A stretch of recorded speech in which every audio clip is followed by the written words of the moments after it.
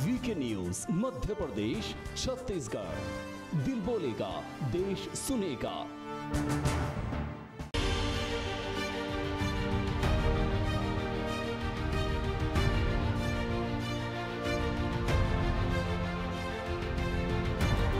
अगर हम Indian flag की बात करें यानी तिरंगे की, तो ये हमारे भारत की शान और पहचान है। लेकिन क्या आपने कभी सोचा है कि हमारे भारत देश का जो तिरंगा है उसे आखिर किसने बनाया?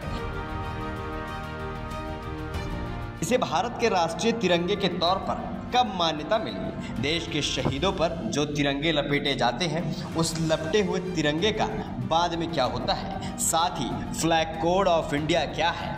आज हम आपको बताएंगे भारत के राष्ट्रीय तिरंगे से जुड़ी कई खास बातें जो कि शायद आपको पता नहीं होगी।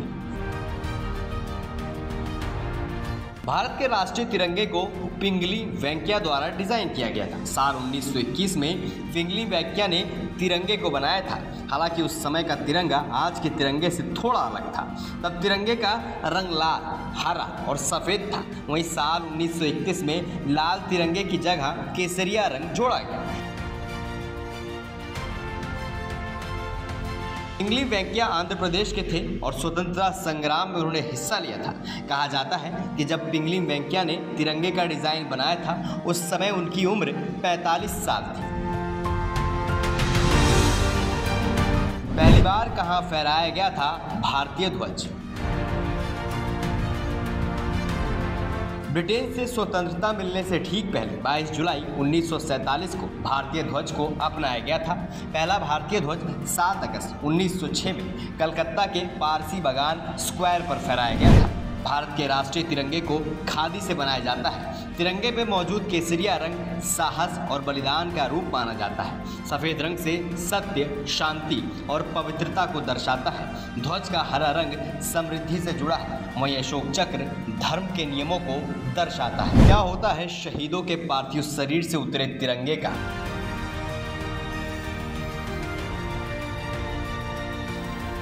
साथ ही अब ये भी बता दें कि शहीदों के पार्थिव शरीर से उतारे गए झंडे को गोपनीय तरीके से सम्मान के साथ जला दिया जाता है या नदी में जल समाधि दी जाती है। क्या है फ्लैग कोड ऑफ इंडिया?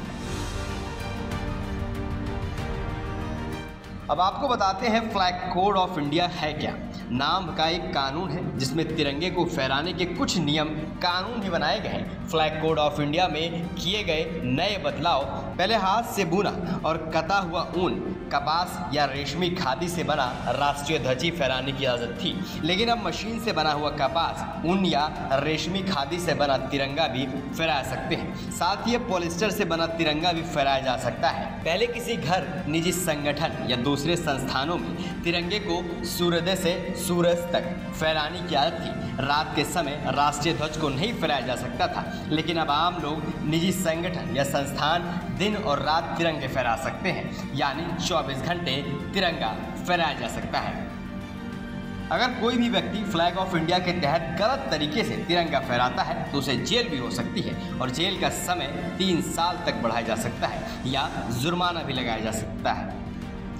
अब आपको ये जानकर भी हैरानी होगी कि भारत में बेंगलोर से 420 किलोमीटर दूर स्थित हुबली सिर्फ एकमात्र ऐसा लाइसेंस प्राप्त संस्थान है जो झंडा बनाना और सप्लाई करने का काम करता है।